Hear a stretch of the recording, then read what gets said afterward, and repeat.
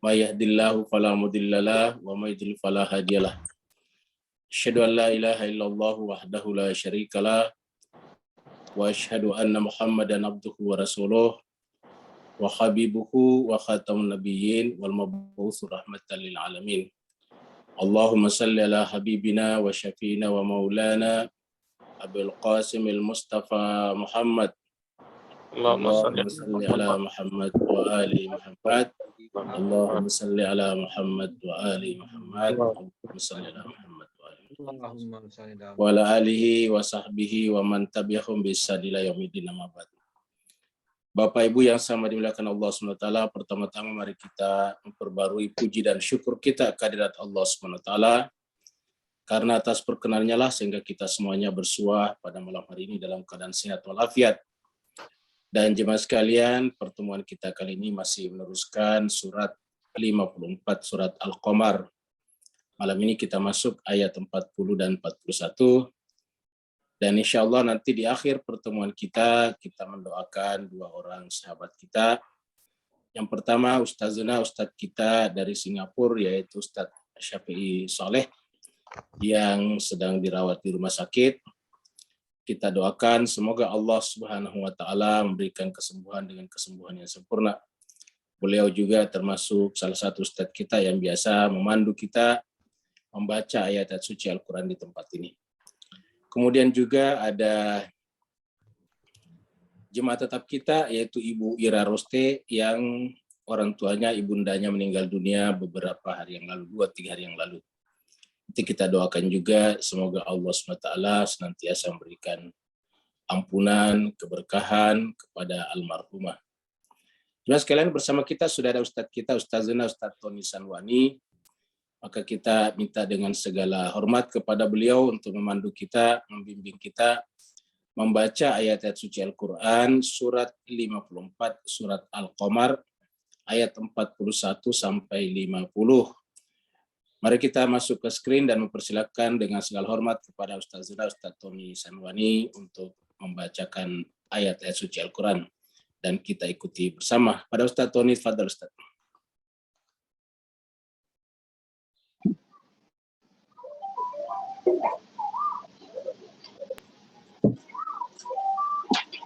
Wabarakatuh.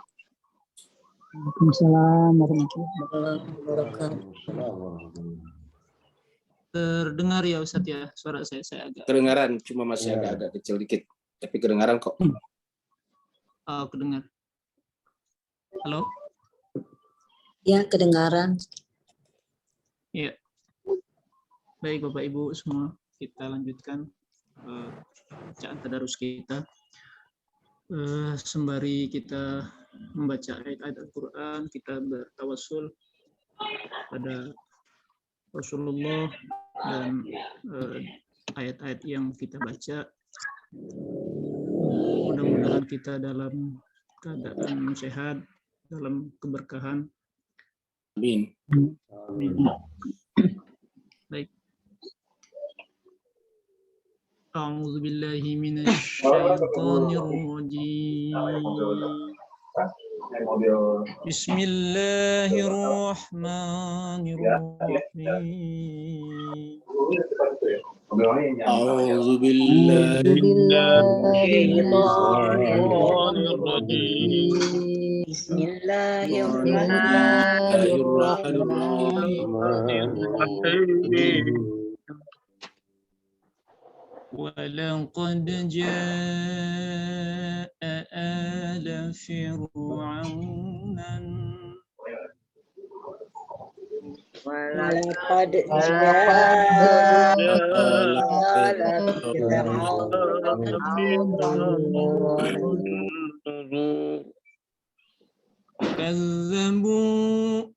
كذبوا بآياتنا كلها فأخذناهم أخذ عزيز مقتدر كذبوا بآياتنا فأخذناهم عذاب مقتدر. أكفاركم خير من أولئكم أم لكم براءة في الزبر أكفاركم خير أم لكم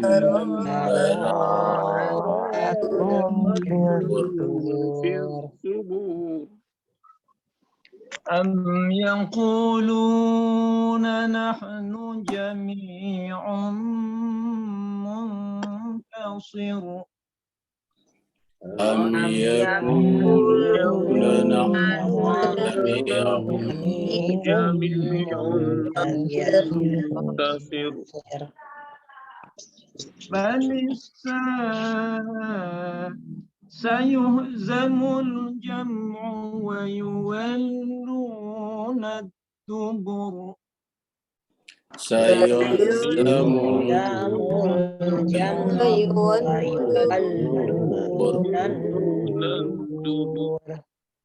بل الساعة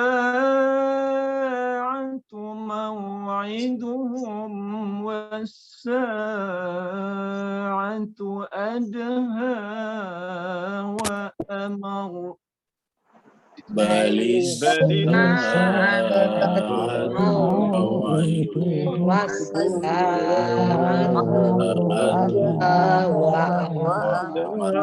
وأمر. إن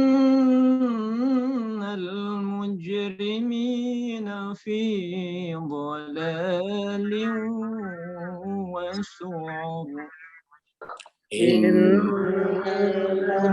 المجرمين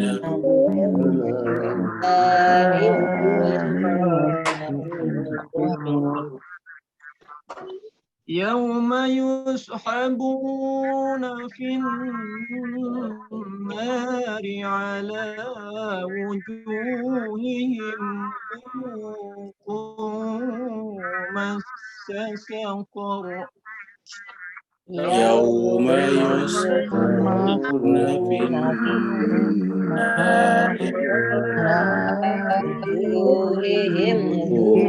مس سقر إنا كل شيء خلقناه بقدر إنا كل شيء بقدر وما أمرنا إلا واحدة كلمح بالبصر وما أمرنا إلا كلمح بالبصر صدق الله العلي العظيم صدق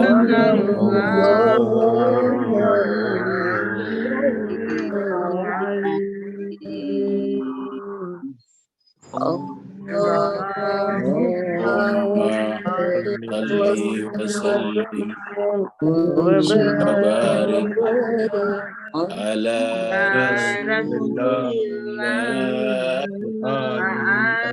وآله الأطهار على رسول الله وآله الأطهار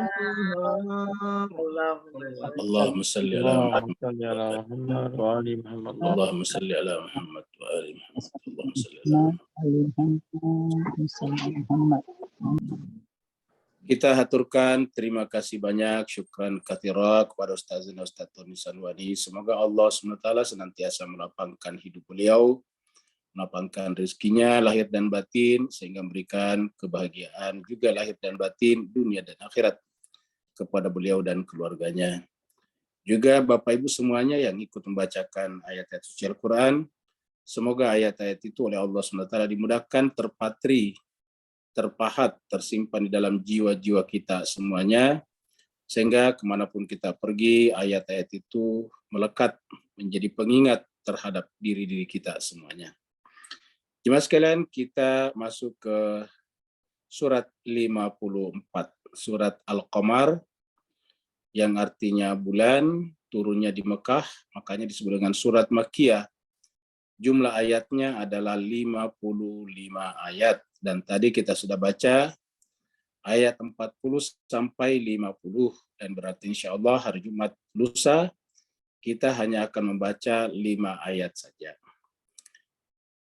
Kita masuk ke permulaan ayat yang kita bahas. Terakhir kemarin adalah ayat 39 dan 40. Yaitu yang berbicara tentang Al-Quran. Di ayat 40 kita ketemu lagi ayat yang sama berulang. Jadi kita ada 4 ayat dalam Al-Quran, ada 4 ayat yang isinya sama, yaitu ayat 17, ayat 22, ayat 32, dan ayat 40, yaitu Allah berfirman, A'udzubillahi minasyaitonirrajim, Bismillahirrahmanirrahim. Walaqad yassarnal Qur'ana lidzikri fahal mim mudzakir. Ini ayat 40. Sebelum itu Allah SWT berfirman di ayat 39. Fadzuqu adzabi wa nuzur.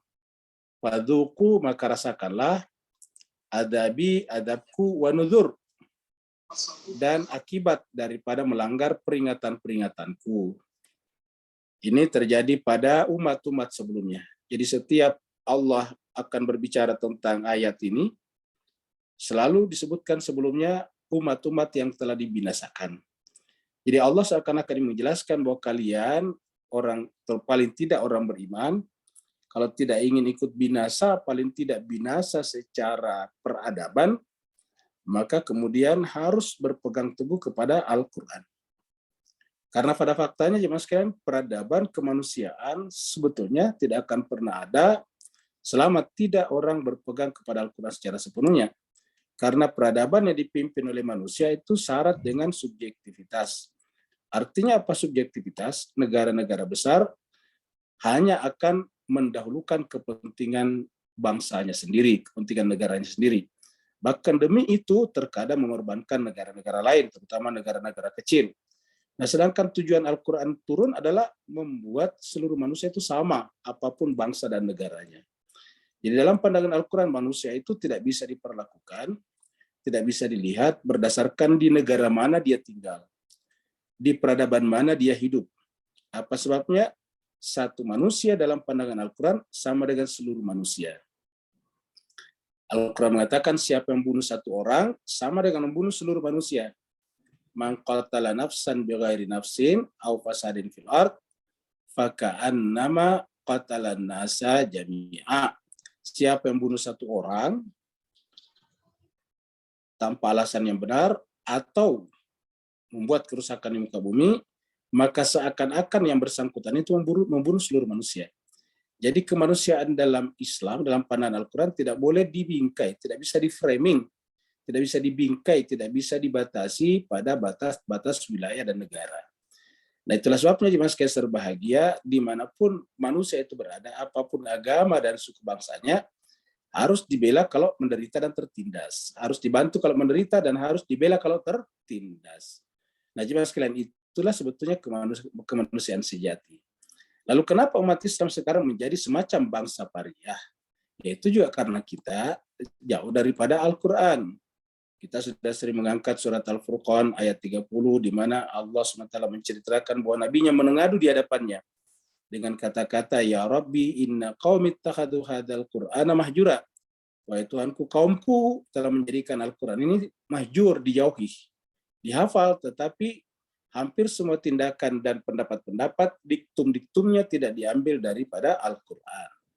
Nah, jemaah sekalian berbahagia, sebabnya maka bangsa-bangsa peradaban-peradaban terdahulu itu juga runtuh karena menjauh dari Nabi dan kitab suci yang diturunkan kepadanya, sehingga ujung-ujungnya adalah Allah berfirman, fadzuqu adzabi wa nuzur. Maka rasakanlah adabku dan akibat dari tidak mengindahkan, tidak memperhatikan, menutup telinga terhadap nuzur peringatanku. Baru kemudian diulangi, walaqad yassarnal Qur'ana lidzikri fahal min mudzakir. Walaqad yassarna, sungguh, ini menggunakan kata laqad. Sungguh benar-benar yassarna, kami telah membuat Al-Qur'an sedemikian gampangnya, sedemikian mudahnya. Ingat Pak sekalian, kata yassarna itu dari kata yasir, mudah. Kalau Bapak Ibu rajin baca surat Inna ma'al usri yusra, nah itu dia. Inna ma'al usri yusra. Jadi itu ada kata-kata inna ma'al usri yusra. Sesungguhnya bersama dengan al-usr ada yusra, kemudahan.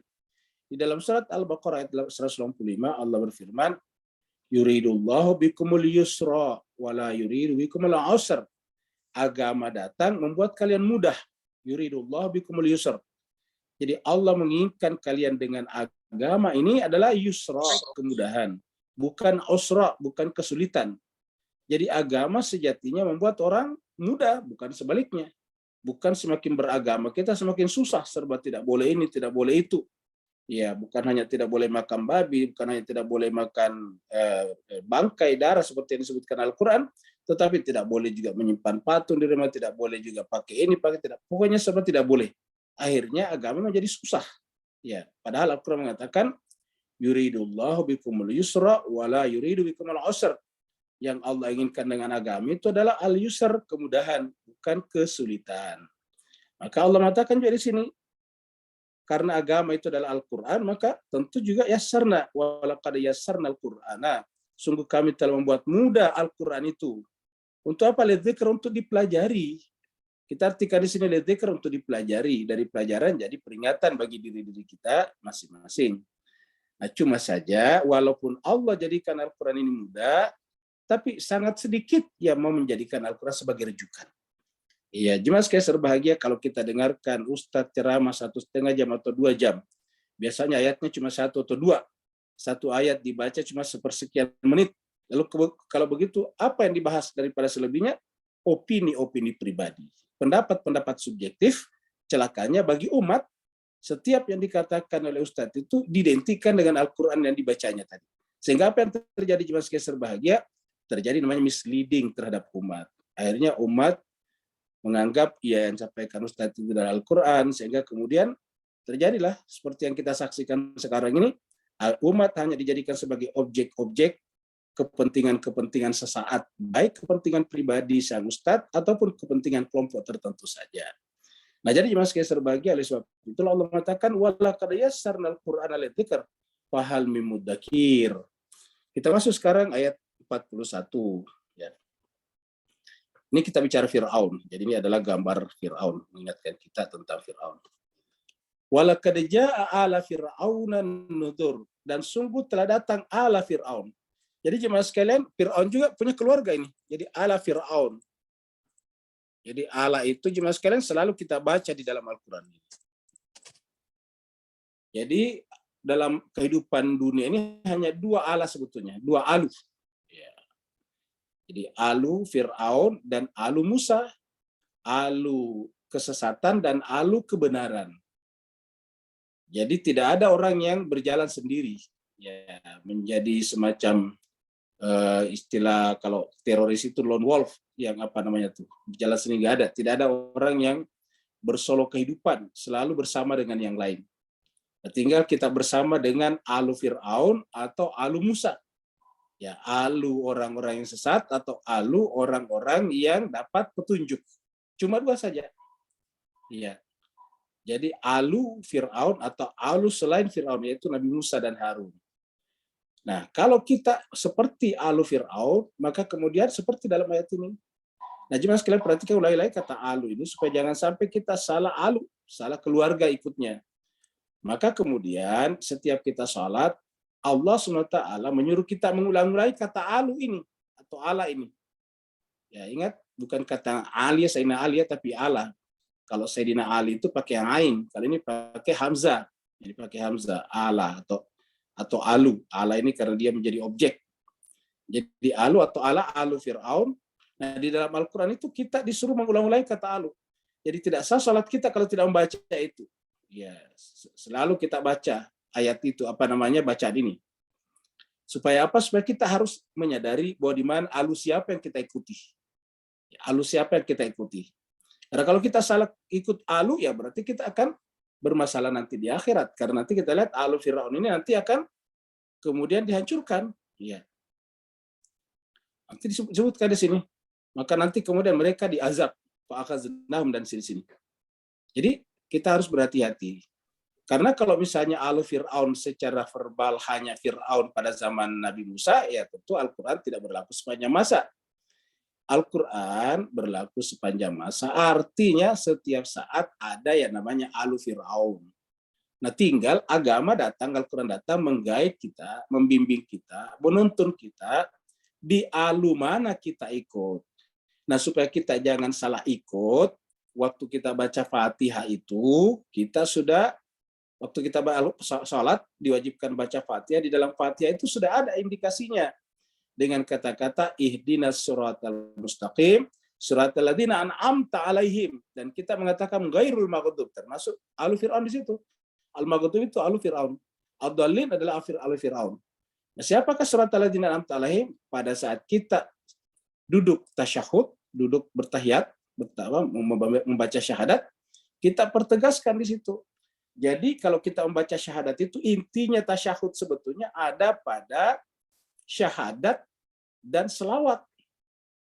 Jadi intinya tasyahud itu selawat sebetulnya. Jadi kalau kita tidak ada waktu membaca yang lain, kita hanya bisa membaca asyhadu alla ilaha illallah wahdahu la syarikalah. Baru yang pertama, syahadat yang pertama, Allah, tidak ada ilah selain Allah.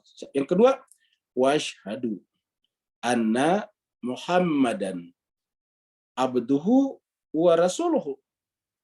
Kenapa rasuluhu? Karena dia adalah bagian dari yang pertama tadi. Dan saya bersaksi bahwa Muhammad itu adalah rasul, hamba dan rasulnya. Asyhadu anna Muhammadan abduhu wa rasuluhu. Setelah itu tidak berhenti sampai di situ. Lalu baca Allahumma salli ala Muhammad. Ala Muhammad. Kenapa? Supaya jangan sampai kita ikut pada ala Fir'aun. Jadi Allahumma salli ala Muhammadin wa ala ali Muhammad atau wa ali Muhammad. Jadi kita tiba-tiba mengatakan, ya Allah, sampaikan selawatku kepada Muhammad dan keluarga Muhammad. Allahumma salli ala Muhammad wa ali atau wa ala ali. Ali yang maksud itu ini keluarga. Jadi dari situ sebetulnya salat sudah mengajarkan kita kepada keluarga mana kita harus ikut. Allahumma salli ala Muhammad wa ali atau ala ali Muhammad. Kenapa? Jangan sampai kita masuk ali Fir'auna. Walaqad ja'ahum ala Fir'auna nudzur. Kenapa? Karena justru nabi-nabi datang untuk mengingatkan mereka yang ikut kepada alu Fir'aun atau alu orang-orang seperti Fir'aun. Karena kalau ini kita ikuti, di akhirat kita akan bermasalah. Maka Allah mengatakan, kepada alu Fir'aun itu dikirimlah Musa dan Harun untuk apa? Membawa an-nudzur, peringatan. Jadi peringatan. Jadi justru keluarga Musa dan Harun dikirim kepada alu Fir'aun untuk memberikan peringatan. Untuk peringatan itu supaya menjadi alasan Allah SWT nantinya membinasakan mereka kalau tidak ikut kepada an-nudzur tersebut. Kenapa? Karena Allah tidak adil kalau menghukum seseorang atau satu komunitas, satu alu, satu keluarga, satu kaum, sementara belum dikirim peringatan kepadanya terlebih dahulu. Maka kemudian dikirimlah an-nudzur kepadanya yang dipimpin oleh Nabi Musa, dibantu oleh saudaranya yaitu Harun. Maka datanglah ke Fir'aun yaitu Musa dan Harun. Selalu berdua, Musa dan Harun.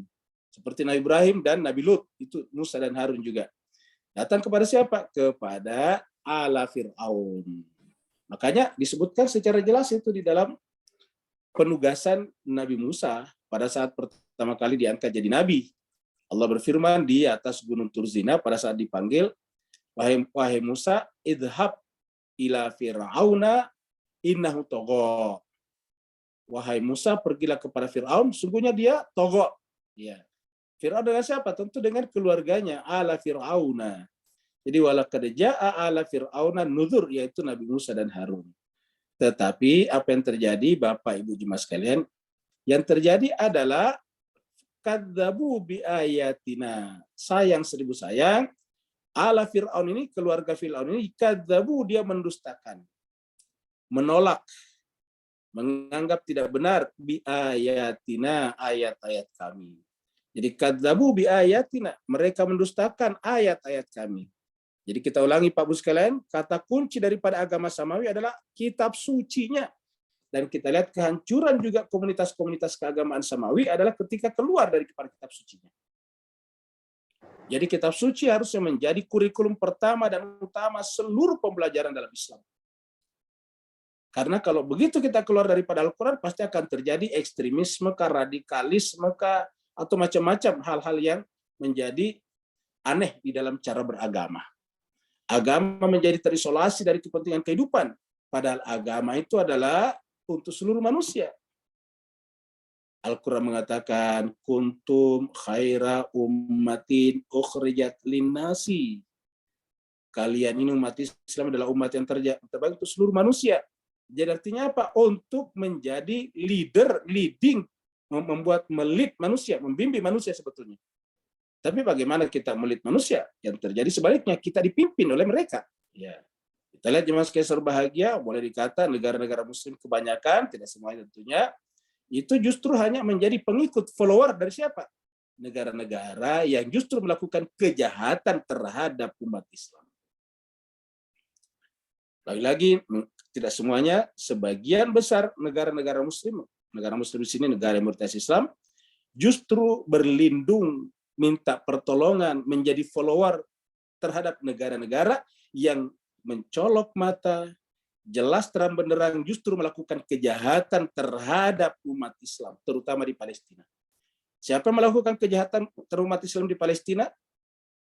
Israel. Kenapa Israel yang kecil itu bisa eksis di sana?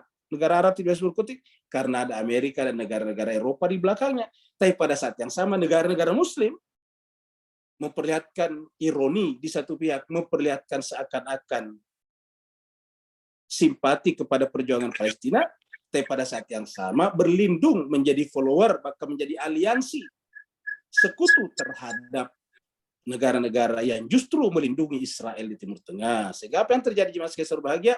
Nasib bangsa Palestina hanya dijadikan sebagai pemanis retorika untuk meminta simpati dari umat seakan-akan pejuang umat. Maka apa yang terjadi? Kadzabu bi ayatina. Mereka mendustakan ayat-ayat kami. Kul, lihat semuanya. Karena Al-Quran begitu ditolak 1-2 ayat, ya menolak semuanya.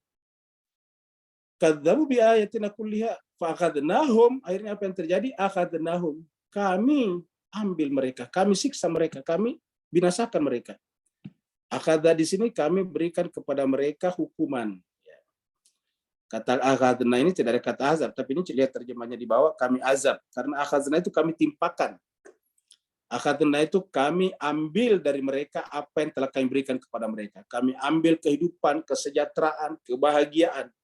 Selama ini mereka bermewah-mewah, bersenang-senang, peradaban yang mereka bangun dijadikan sebagai alat untuk melakukan kejahatan terhadap kemanusiaan, maka kemudian kami ambil semuanya itu. Fa'akhadnahum.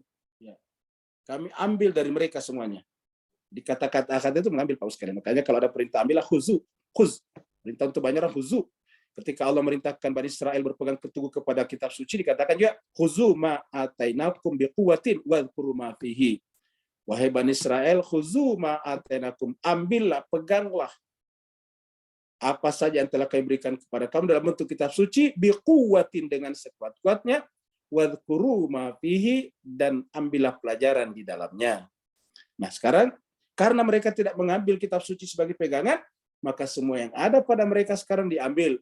Fa'akhadnahum. Kami ambil semuanya, yaitu ditimpakan azab kepada mereka, ditimpakan penderitaan kepada manusia, rumah-rumah mereka dihancurkan, bahkan kehidupan mereka juga kemudian dinihilkan, dinihilisasi. Fakhadnahum akhza azizin muqtadir. Kami ambil semua dari mereka, dan yang mengambilnya itu bukan tidak total. Apa sebabnya? Kalau kita disuruh mengambil, mungkin tidak bisa semuanya, karena kita terbatas. Tapi yang mengambil itu siapa? Al-Aziz, ya, yang Maha Perkasa, Al-Muqtadir, yang Maha Kuasa. Jadi fakhadnahum akhza azizin muqtadir, yang mengambilnya itu adalah Al-Aziz, yang Maha Perkasa. Yang mengambilnya itu adalah Al-Muqtadir, yang Maha Kuasa, yang memberikan kadar-kadar, yang memberikan semuanya kekuatan kepadanya, diambil semuanya oleh Allah SWT. Ingat Bapak sekalian, yang namanya kekuatan kita manusia itu pertama kesehatan dari tubuh kita tentunya. Yang kedua akal pikiran, akal sehat.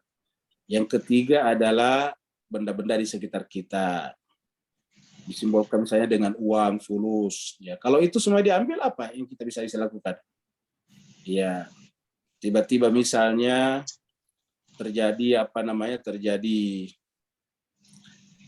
musim paceklik yang panjang, ya kita tidak bisa misalnya menanam padi. Itu baru contoh yang paling konkret. Itu baru sebagian diambil, yaitu orang tidak bisa bertani.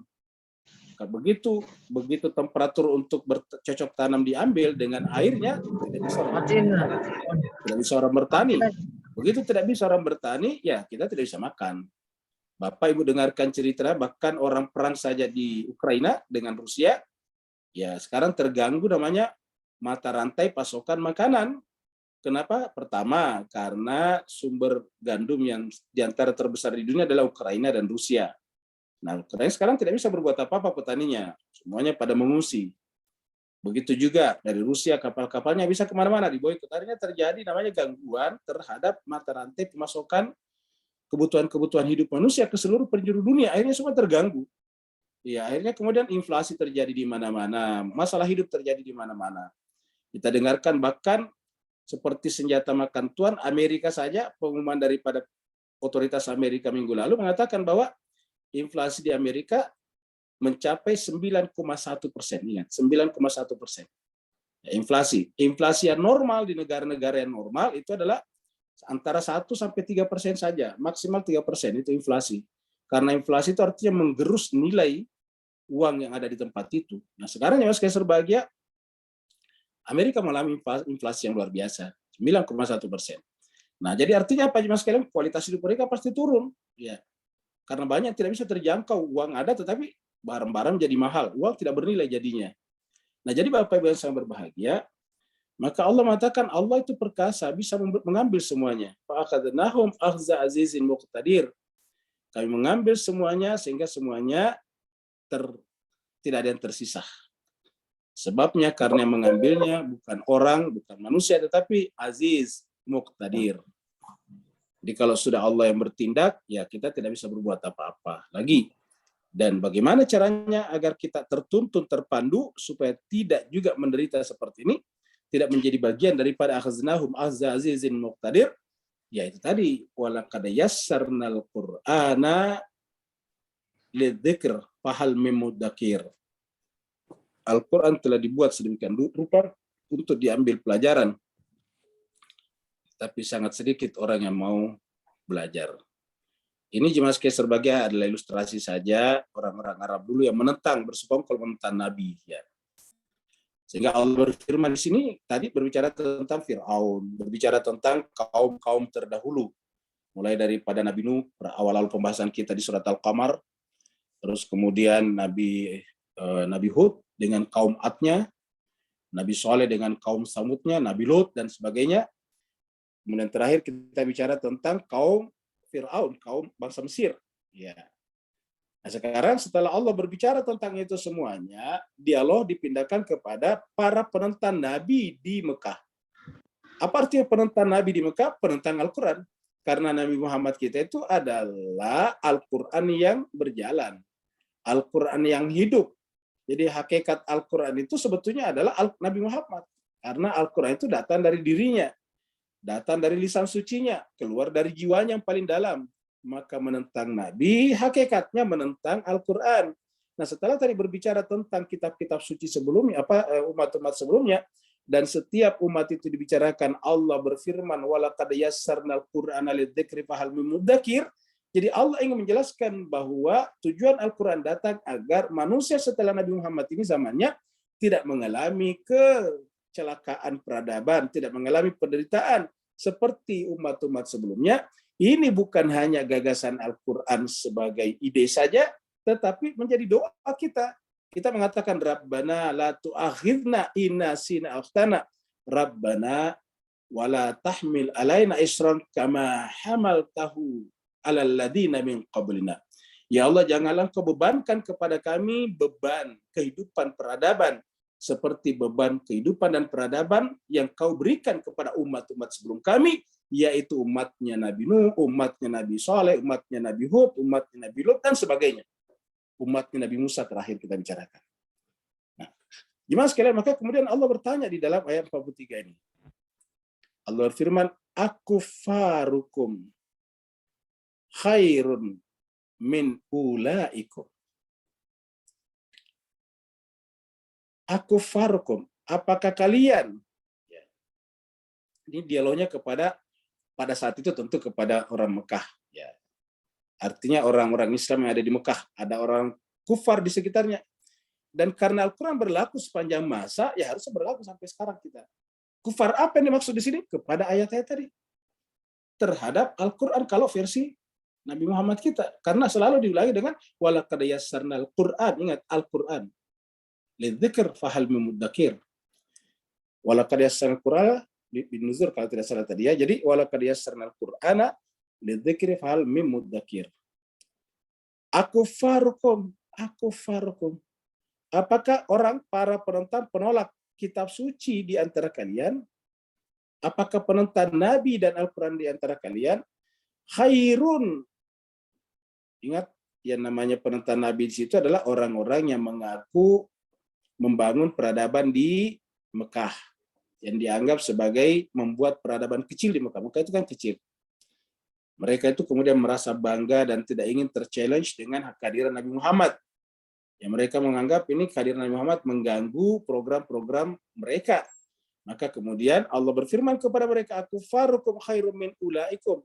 Apakah para penentang kitab suci atau Nabi di antara kalian lebih baik daripada umat-umat yang dihancurkan tadi?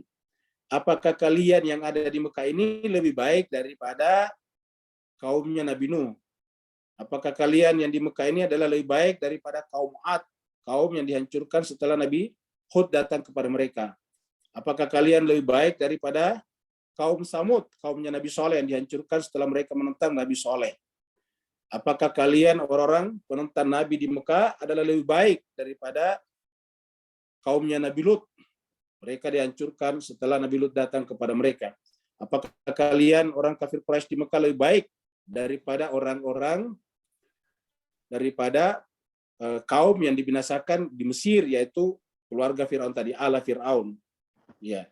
Sehingga jemaah sekalian berbahagia, dengan membawa ayat ini atau dialog ini kepada penentang-penentang Nabi di Mekah, maka bisa diartikan bahwa pada saat itu adalah ala Fir'aun versi Mekah melawan ala Muhammad, keluarga Muhammad. Dan kita lihat pada saat itu yang pertama sekali menyampaikan Islam itu kan Nabi dan keluarga kecilnya. Ingat jemaah sekalian, yang memberikan dukungan kepada Nabi di dalam di dalam melakukan tahannus, ya, melakukan uzlah di Gua Hira, memasok seluruh kebutuhannya adalah keluarganya, itu Khadijah. Jadi Khadijah lah yang dengan lapang dada memberikan kesempatan kepada suaminya melakukan apa yang diinginkannya. Karena bagi dia Khadijah mengatakan suaminya itu adalah orang baik. Maka kemudian ketika suaminya memilih pergi ke Gua Hira, dia tidak keberatan. Bapak Ibu sekalian, kalau sekarang udah susah kita bayangkan, pasti istrinya mencak-mencak. Kenapa? Ngapain pergi ke Gua Hira? Ya, ini mah orang tidak ada kerjaan. Banyak kerjaan di sini kok pergi ke Gua Hira, ngapain di sana? Pasti orang susah mengertinya.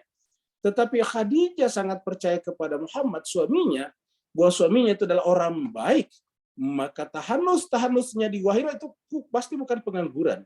pasti bukan karena tidak punya kegiatan, tapi adalah suatu aktivitas spiritual yang memang membutuhkan kesendirian dan keheningan.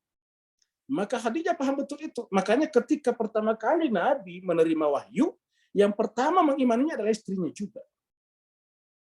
Keluarga kecilnya ini. Lalu siapa lagi? Pada saat itu sudah ada Sayyidina Ali bin Abi Thalib tinggal di rumahnya Nabi pada saat itu. Sudah ada Ali pada saat itu. Ya, karena Nabi meminta kepada pamannya Abu Thalib, wahai paman, kalau bisa Ali tinggal bersama kami saja. Akhirnya Ali pindah bersama dengan Nabi di sana. Nah, jadi Mas Kaisar, Ali lah yang selalu membawa kebutuhan-kebutuhan Nabi ke Gua Hira itu. Maka ketika Nabi juga mendapatkan hidayah atau mendapatkan wahyu dalam bentuk kitab suci, maka dari kalangan laki-laki yang pertama juga beriman kepadanya adalah Sayyidina Ali bin Abi Thalib. Jadi bisa dikatakan keluarga kecil ini. Ya, keluarga kecil ini. Nah, ketika proses dakwah ini berjalan di rumahnya Nabi, 5 tahun kemudian lahirlah anaknya Nabi yang terakhir, yaitu yang paling kita kenal, yaitu Fatimah Zahra. Ya. Sehingga kemudian ini keluarga kecil menjadi keluarga kenabian, yaitu Nabi, Khadijah, Sayyidina Ali, dan Fatimah Zahra. Nah, inilah kemudian disampaikan tadi di atas, mau ikut ala Fir'aun atau ala Muhammad. Nah, hukumnya di sini kita artikan Fir'aunis, ya. Karena mereka tentu bukan namanya Fir'aun, tetapi perilakunya seperti Fir'aun, arogan, tidak mau menerima kebenaran, tidak mau melakukan perubahan dalam tatanan sosial mereka, sedangkan melakukan perubahan itu mutlak dalam sebuah kemajuan dan peradaban. Begitu menolak kemajuan, dia akan runtuh, dia akan hancur nantinya. Begitu terlambat mengadopsi yang disebut dengan semangat perubahan, maka kemudian mereka akan binasa. Maka Allah bertanya di sini, akufarukum, apakah orang-orang perentan di antara kalian yang lebih baik daripada umat-umat yang dihancurkan, dibinasakan tersebut sebelumnya? Amlakum bara'atum fiz zubur, ataukah adakah kalian alasan untuk terlepas? Adakah petunjuk yang menunjukkan bahwa Anda ini terlepas atau terkecualikan dari hukum tadi? Hukum pembinasaan, hukum pengazaban. Apakah ada pengecualian yang tertera di dalam kitab suci? Karena pengecualian itu harus kita lihat dalam kitab suci. Pengecualian tidak bisa hanya sebuah pengakuan pribadi, tapi harus kita lihat di dalam kitab suci. Az-Zubur ini adalah kitab-kitab suci. Zubur itu sama dengan suhuf, lembaran-lembaran. Ya, cuma kalau Zubur diperkirakan lebih tipis daripada suhuf. Makanya Nabi Daud itu menerima dalam bentuk lembaran-lembaran saja. Ya. Dan disebutnya kemudian dengan Zabur. Zabur itu dari kata Zubur juga. Jadi Zabur sama. Jadi amlakum bara'atun min fi Zubur. Atau apakah kalian punya pengecualian dari hukum tadi? Yaitu bahwa kalian tidak akan ditimpakan azab, tidak ditimpakan derita kalau kalian melawan Quran yang hidup pada saat itu, yaitu Nabi Muhammad Sallallahu Alaihi Wasallam. Apakah ada sehingga kamu bisa bara'atun, berlepas diri, berbaroah? Ya, jadi kalau misalnya ada, harus bisa tunjukkan di kitab suci mana. Kenapa Az-Zubur kitab suci sebelumnya? Karena kan mereka menolak Al-Quran. Makanya kita lihat, karena menolak Al-Quran, ya rujukannya jangan Al-Quran, tetapi kitab suci sebelumnya, yaitu Tauratkah, Injilkah, Zaburkah, atau Suhufil Ula, termasuk Suhuf Ibrahim. Coba tunjukkan kalau ada pengecualian, bahwa kalian tidak akan diazab kalau kalian menolak ayat-ayat Allah tadi. Nah, jadi Bapak Ibu sekalian berbahagia, ini juga adalah pertanyaan bagi kita semuanya. Jangan sampai kita merasa seakan-akan terbebas, terlepas. Ya, jadi Al-Quran ini adalah beban, Al-Quran ini sebetulnya adalah karunia bagi kita. Yang Allah embankan kepada kita supaya kita terbebas dari semuanya. Jadi Al-Quran terbebas dari maksudnya azab, terbebas dari derita, dan seterusnya. Jadi Al-Quran adalah merupakan peringatan Allah yang kalau kita dengarkan, kalau kita amalkan, kita akan terbebas dari berbagai macam derita dan siksaan tersebut.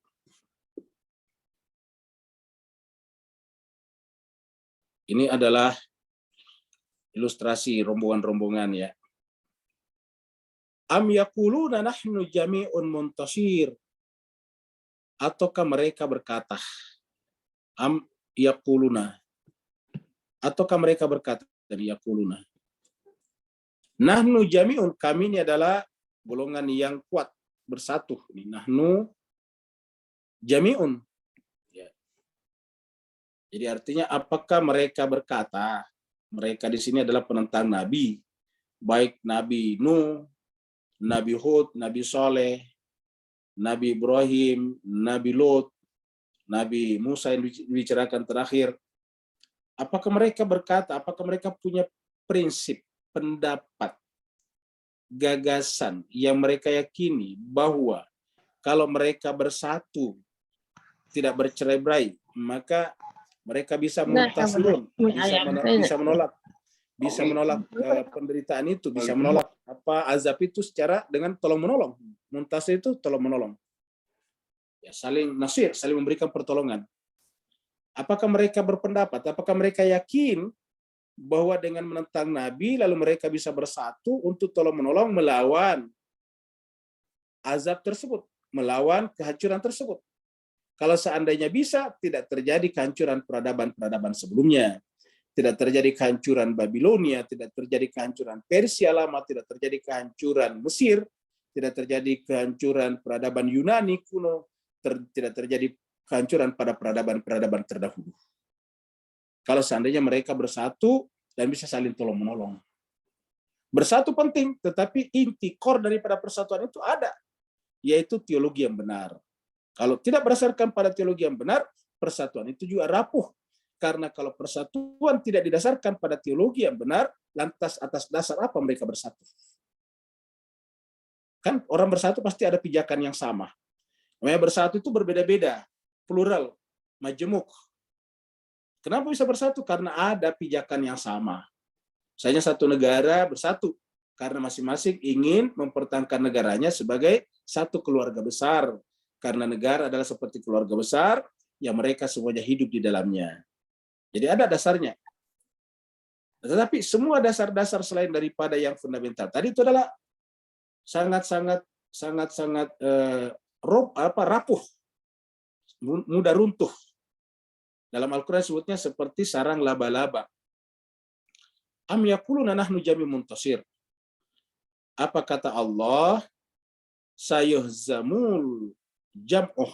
Jadi sayuhzamul jam'uh. Golongan itu kalau mereka bersatu, ini al-jam'u tadi di sini adalah yang dari sini. Jadi sayuhzamul jam'uh. Maka golongan-golongan itu nantinya akan dikalahkan. Akan binasa maksudnya. Tetap tidak bisa mempertahankan eksistensinya apabila dasar berdirinya perkumpulan itu, kesatuan itu bukan teologi yang benar. Bukan prinsip-prinsip yang didasarkan atas kebenaran objektif rasional. Jadi sayuhzamul jam'u wa yuwalluna dubur. Dan kemudian setelah itu mereka semuanya berpaling ke belakang, maksudnya lari tunggang langgang, lalu kemudian mereka bercerai-berai. Pada akhirnya mereka bercerai-berai. Ya. Maka mungkin setelah mereka bercerai-berai, mereka saling memenggal kepala masing-masing. Wa yuwalluna dubur. Lihatlah apa yang terjadi pada Khalifah Abbasiyah, Khilafah Abbasiyah, dinasti Abbasiyah dengan Khalifah Harun al-Rashid. Kelihatannya kuat. Tapi apa yang terjadi jemaah sekalian? Begitu Harun al-Rashid meninggal dunia, anak-anaknya perang saudara di antara mereka dan saling memenggal kepala luar biasa. Anak-anak mereka Al-Ma'mun, Al-Amin dan sebagainya. Kita bisa baca sejarahnya. Nah, jadi apa sebabnya? Karena persatuan mereka itu adalah rapuh. Persatuan mereka itu tidak didasarkan pada teologi yang benar, pada alasan-alasan yang sifatnya objektif rasional. Jadi sayuhzamul jam'u wa yuwalluna dubur. Mereka yang al-jam'u ini yang mengaku dirinya berkumpul, bersatu dan saling menolong, pada akhirnya juga akan runtuh, dikalahkan. Dan kalau mereka menghadapi musuh, yuwalluna dubur, maka mereka kemudian berpaling ke belakang. Mereka tiba-tiba merasa tidak berdaya di antara mereka. Akhirnya peradaban itu runtuh. Kita lihat berapa dinasti yang mengaku, ingat, dinasti yang mengaku sebagai pelanjut Islam. Harusnya kan kalau pelanjut Islam harusnya tidak boleh runtuh. Tapi buktinya siapa? Coba. Ya, begitu selesai Khulafaur Rasyidin diganti dengan dinasti Umayyah. Dinasti Umayyah. Apa yang terjadi dengan dinasti Umayyah? Kejahatan demi kejahatan dilakukan. Bahkan cucunya Nabi mereka penggal. Kemudian setelah itu apa yang terjadi? Tidak sampai 80 tahun umurnya dihancurkan oleh dinasti Abbasiyah. Begitu nanti di dinasti Abbasiyah terjadi perang-perang saudara di antara kelompok-kelompok seperti yang kita bicarakan tadi. Memang lama bertahan, tetapi kekacauan terjadi terus-menerus. Jadi Bapak Ibu yang saya berbahagia, Allah mengatakan selama perkumpulan itu, persatuan itu tidak didasarkan pada dasar-dasar teologi yang rasional dan objektif, maka kemudian mereka akan mudah runtuh.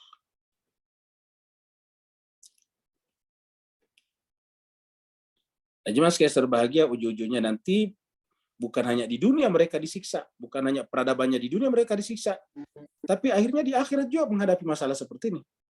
Jadi di dunia mereka sudah runtuh, peradaban-peradaban mereka hancur, rumah-rumah mereka menjadi rata dengan tanah, tubuh-tubuh mereka juga telah mati, dan kemudian kembali ke tanah menjadi tulang belulang saja, semuanya menjadi nihil.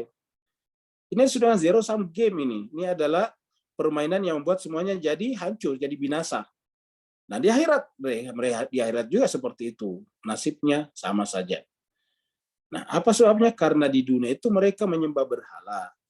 Jemaah sekalian, Bapak perhatikan ini berhala mereka bikin ya. Patung-patung yang mereka bikin. Tapi mengertikah kita patung-patung itu simbol siapa? Patung-patung ini adalah simbol hawa nafsu mereka. Patung-patung ini adalah simbol subjektivitas emosional mereka. Lihatlah mereka dengan penuh emosi menyembah ini, padahal ini kan tidak masuk akal. Yang bikin patung ini adalah mereka, yang membuat diri di sini adalah mereka, yang kasih simbol-simbol seperti ini adalah mereka, pemahat di antara mereka, ini batu-batu, tapi terus tiba-tiba mereka menyembahnya. Padahal mereka ini dalam Al-Quran disebut dengan ya Bani Adam, laqad karramna Bani Adam, kami memuliakan kalian. Artinya apa? Kalian adalah khalifah di muka bumi aslinya.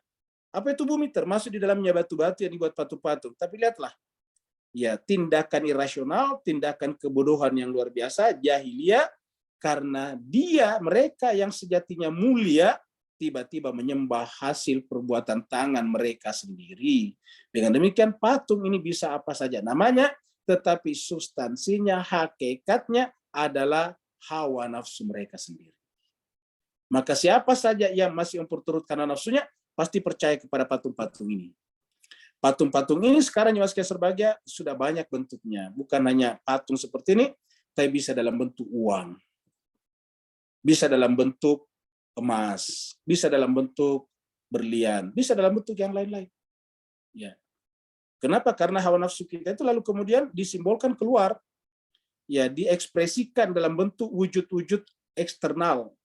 Ketika kita mengekspresikan hawa nafsu kita itu dalam bentuk wujud-wujud eksternal, lahirlah bermacam-macam.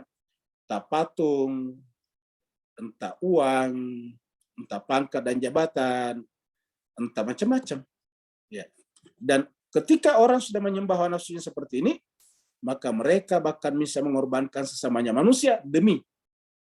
Contoh misalnya Nabi Ibrahim datang menghancurkan satu saja patung di antara banyak patung di dalam kuilnya Babilonia pada saat itu, yang Namrud adalah rajanya, marah luar biasa. Sedemikian marahnya sampai lebih mulia patung-patungnya daripada Nabi Ibrahim.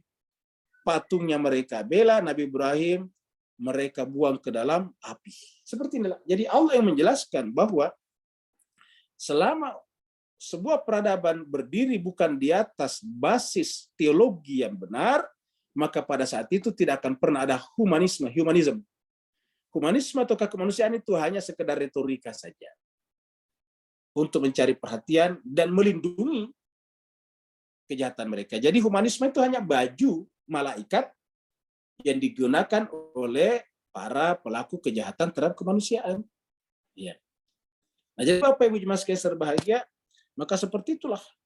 Misalnya ISIS dibuat untuk apa? Untuk supaya orang melupa kejahatan terbesar Eropa terhadap pembunuhan puluhan ribu orang di Bosnia Herzegovina. Dalam satu malam itu, kalau kita baca ceritanya, boleh dikata umat Islam di sana dibantai habis-habisan, yaitu sebanyak 10.000 lebih orang dibunuh pada saat itu. Bukan hanya orang tua, tapi anak-anak juga. Ini baru terjadi, kita masih ingat. Ya, itu kejadian tahun 92-an. Ya. Siapa pelakunya? Eropa. Ya. Mereka membiarkan itu terjadi. Nah, jadi Bapak Ibu jemaah sekalian berbahagia, dan ini terjadi di Eropa. Nah, tapi kemudian dibikin orang Islam juga mau juga diperalat seperti itu, dibikinlah kayak ISIS, seakan-akan Islam itulah yang paling jahat di seluruh dunia. Sehingga kemudian orang lupa kasus Bosnia Herzegovina, orang lupa nama Slobodan Milosevic misalnya, dan seterusnya. Nah, jadi Allah berfirman, balisa atu mau'iduhum.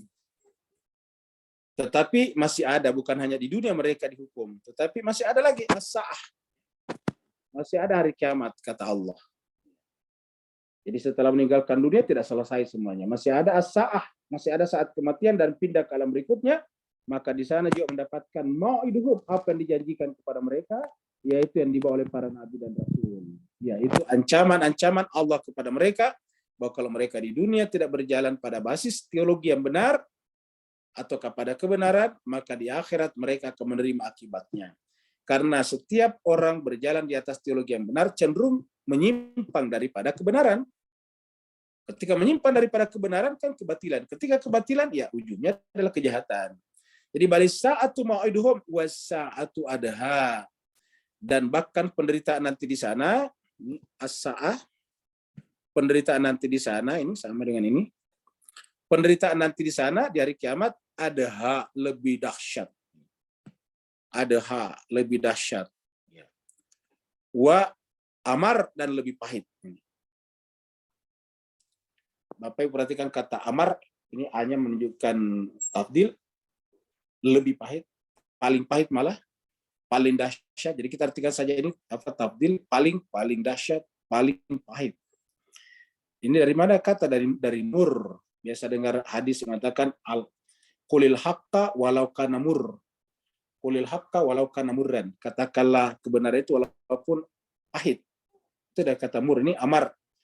Jadi cuma sekalian bukan saja dengan dibinasakan di dunia lantas mereka terbebas dari akhirat. Kata Allah bahkan di akhirat mereka masih ditunggu oleh apa yang Allah janjikan kepada mereka, ancamkan kepada mereka melalui kedatangan para nabi dan rasul. Yang di sana adalah adaha wa amar, paling dahsyat dan paling pahit.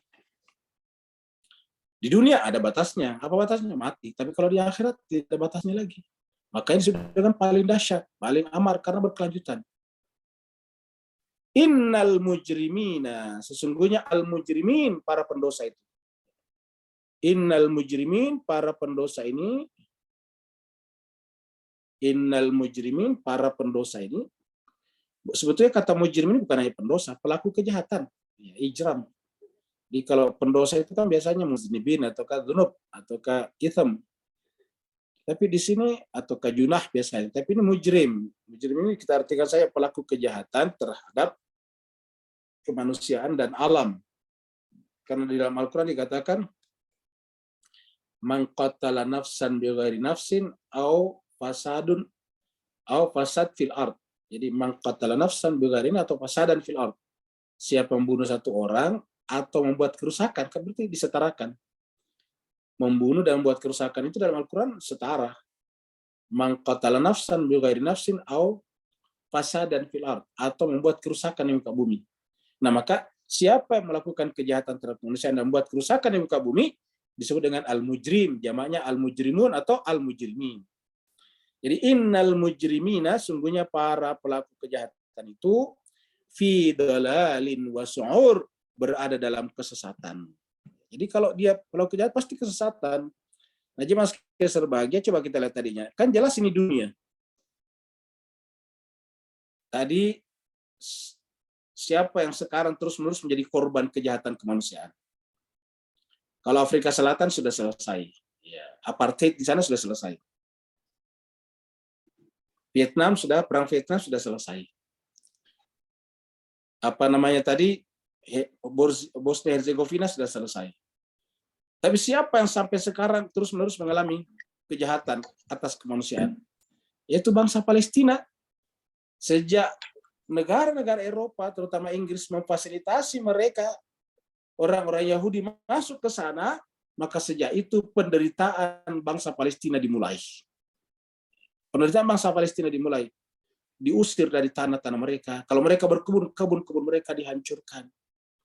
Ya, akhirnya kemudian semakin lama tanah-tanah mereka semakin habis diambil. Mereka tergusur, mereka jadi pengungsi, ada yang dibunuh, ada yang ditahan tanpa proses peradilan di penjara-penjara Israel. Ya, sudah wartawan saja sudah berapa puluh wartawan yang ditembak oleh Israel, tapi dunia barat diam. Kenapa? Karena yang membackup kejahatan Israel yang kita maksud di sini adalah negara Israel terhadap bangsa Palestina adalah negara-negara Eropa, Amerika, Inggris dan sebagainya dan konco-konconya. Tetapi jemaah sekalian sebagian karena mengatakan mereka itu pelaku kejahatan dan sesat. Tetapi di manakah sekarang mayoritas negara-negara Muslim berpihak menjadi follower kepada al-mujrimin? Ya. Inilah perkara yang paling penting bagi kita, Pak Bu sekalian. Inilah pentingnya dibacakan Al-Quran karena di dunia kita bisa seakan-akan belum merasakan itu, tapi di akhirat kata Allah, as-sa'atu mau'iduhum was-sa'atu adha wa amar. Kita tentu pengen lepas dari sini, Pak Bu sekalian. Persoalan nanti mereka mendengar atau mereka ikut lain soal, tapi ini harus dibacakan, disampaikan kepada siapa? Paling tidak kepada saudara-saudara Muslim kita. Di mana kalian berpihak, di mana kalian ikut? Ya, karena kalau enggak ini bermasalah di akhirat, Pak Bu sekalian. Dan masalah di akhirat tidak akan pernah berakhir. Kalau bukan karena akhirat, Allah tidak mengutus Nabi dan Rasul. Akhirat itu adalah selama-lamanya, tak berakhir, tak berending. Tak mengenal kata finish, tak mengenal kata akhir, tak mengenal kata ujung. Maka itu adalah penderitaan yang luar biasa. Dan Allah mengatakan di sini, innal mujrimin, yang namanya pelaku kejahatan itu pasti sesat. Nah sekarang kalau kita menjadi follower mereka, berarti menjadi follower kesesatan. Dan berarti kita punya andil, kontribusi di dalam melakukan kejahatan tersebut. Innal mujrimina fi dhalalin wa su'ur, dan berada dalam kegilaan. Sebetulnya seorang kegilaan. Berada dalam, kenapa? Karena mereka tidak punya sama sekali mata kemanusiaan. Ya. Kalau mereka tersenyum kepada kamu, berarti ada yang salah pada kamu. Kalau tersenyum kepada kita, ada yang salah pada kita. Ya, kenapa? Ya, berarti ada yang dia senangi dari kita. Ketika ada yang dia senangi dari kita melakukan kejahatan, berarti kan ini berbahaya. Jadi sebab itulah innal mujrimina fi dhalalin wa su'ur. Ya. Jadi kita artikan mereka para pelaku kejahatan kemanusiaan itu berada dalam kesesatan dan penderitaan. Jadi su'ur kita artikan saja penderitaan. Penderitaan yang sangat dalam sampai seperti orang gila. Kalau orang gila kan tidak ada kesadarannya sama sekali tentang kenormalan. Tapi kalau yang namanya penderitaan di akhirat, dia mau dikatakan hidup tidak, mati juga tidak. Ya. Dalam neraka dikatakan la yamutu wa la yahya, tidak mati dan tidak hidup. Jadi artinya berkesadaran tapi tidak bisa merasakan kenikmatan sehingga la yahya, tetapi juga tidak mati. Kenapa? Karena dia berkesadaran. Ya. Innal mujrimina fi dhalalin wa su'ur. Sungguhnya para pendosa itu, para pelaku kejahatan itu berada dalam kesesatan wa su'ur, dan berada dalam penderitaan abadi. Ini adalah ilustrasi saja tentang api. Bapak-bapak, ibu-ibu sudah mendengarkan gelombang panas di beberapa negara Eropa kan?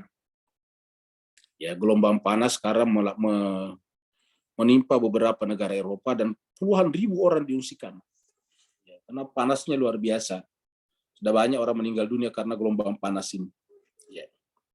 Nah, jemaah sekalian, kalau gelombang panas saja sudah orang tersiksa dan orang menghindari, bagaimana dengan api neraka, Pak Bu sekalian? Bagaimana dengan ini? Ya. Jadi kenapa Tuhan memberikan kasus-kasus seperti api, kemudian gelombang panas?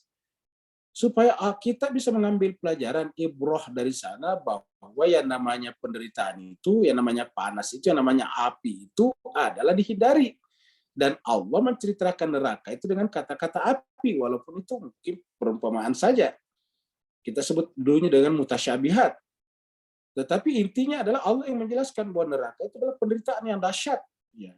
Kalau api saja kita menghindari, apalagi neraka jahanam. Jadi Allah memberikan kasus-kasus seperti itu supaya menjadi pelajaran bagi kita.